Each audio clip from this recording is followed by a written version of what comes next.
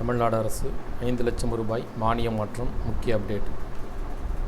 குறுந்தொழில் உற்பத்தி நிறுவனங்களுக்கு இயந்திர தளவாடங்கள் மதிப்பில் வழங்கப்படும் கூடுதல் முதலீட்டு மானிய உச்சவரம்பை 5 லட்சம் ரூபாயிலிருந்து 10 லட்சம் ரூபாயாக உயர்த்தி தமிழக அரசு உத்தரவிட்டுள்ளது.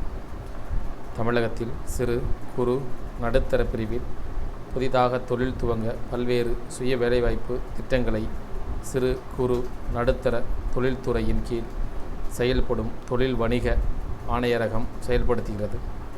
இது மானியம் உள்ளிட்ட பல்வேறு ஊக்குவிப்பு சலுகைகளை வழங்குகிறது. மத்திய அரசின் உத்தயம் தளத்தில் தமிழகத்தில் இருந்து பதிவு செய்துள்ள 33.62 லட்சம் சிறு குறு நடுத்தர நிறுவனங்களில் 33 லட்சம் குறுந்தொழில் நிறுவனங்கள் உள்ளன. தமிழகத்தில் எந்த பகுதியிலும் துவங்கப்படும் புதிய குறுந்தொழில் உற்பத்தி நிறுவனங்களுக்கு இயந்திர தளவாடங்களின் மதிப்பில் 25% முதலீட்டு மானியமாக அதிகபட்சம் 25 லட்சம் ரூபாய் வரை வழங்கப்படுகிறது.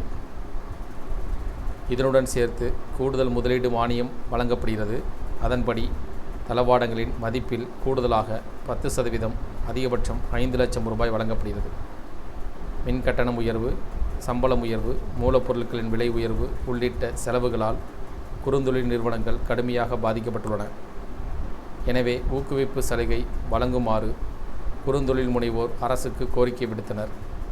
இதையடுத்து கூடுதல் முதலீட்டு மானிய உச்சவரம்பை 10 லட்சம் ரூபாயாக உயர்த்தி தமிழக அரசு உத்தரவிட்டுள்ளது.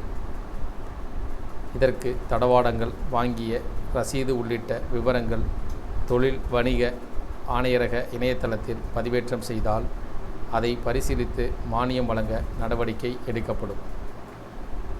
தமிழக அரசின் உத்தரவின் அடிப்படையில் 5 லட்சம் மானியம் சிறு குறு தொழில் செய்பவர்களுக்கு இயந்திர தளவாடங்கள் மதிப்பில் வழங்கப்படும் கூடுதல் முதலீட்டு மானிய உச்சவரம்பு 5 லட்சம் ரூபாயிலிருந்து கூடுதலாக 5 லட்சம் அதிகரிக்கப்பட்டு இனி 10 லட்சமாக வழங்கப்படும்.